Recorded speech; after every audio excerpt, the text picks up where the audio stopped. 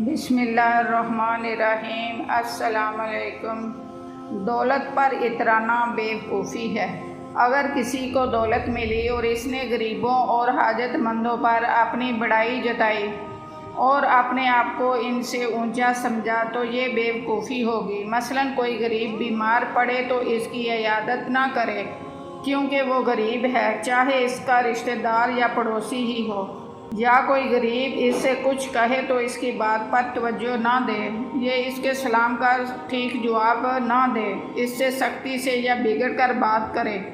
جاننا چاہیے کہ دولت انسان کی ذات سے باہر کی چیز ہے اور اس کی کمی زیادتی کا انسان کی خوبی سے کوئی تعلق نہیں۔ چنانچہ یہ ممکن ہے کہ روحانی خوبیوں کے لحاظ سے نہایت گھٹیا انسانوں کے پاس بھی دولت ہو۔ دوسرے یہ کہ ایک شخص کے مرنے پر اس کی دولت دوسروں کے پاس چلی جاتی ہے، بلکہ کسی حادثے کی وجہ سے اس کے ہاتھ سے دولت کا نکل جانا ہر گھڑی ممکن ہے۔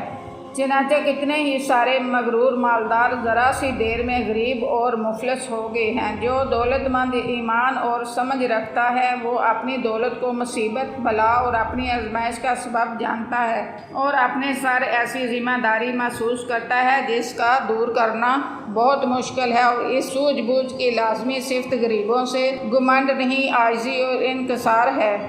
اگر دولت مند غافل ہو اور لا علم ہو، دولت کو خدا کی اچھی دین اور بخشش جانے اور اپنے آپ کو اس کا مستحق سمجھے تو اسے یہ آیت یاد رکھنی چاہیے جو کہتی ہے، کیا یہ سمجھتے ہیں کہ ہم نے جو انہیں دولت اور اولاد دی ہے وہ انہیں خیرات میں دے دی ہے؟ نہیں، ایسا نہیں ہے۔ دراصل وہ سمجھتے نہیں، کیونکہ جب تک مال اور اولاد کی بخشش سے نیکی نہ کمائی جائے وہ خدا کی مہربانی اور رحمت نہیں، اس کا غیظ و غضب اور حیلے کا ثبوت ہے۔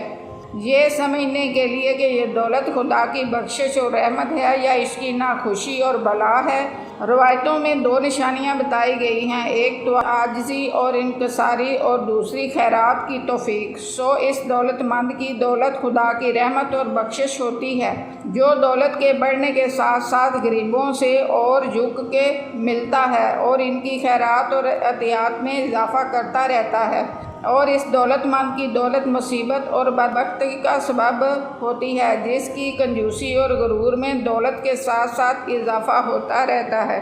جزاک اللہ۔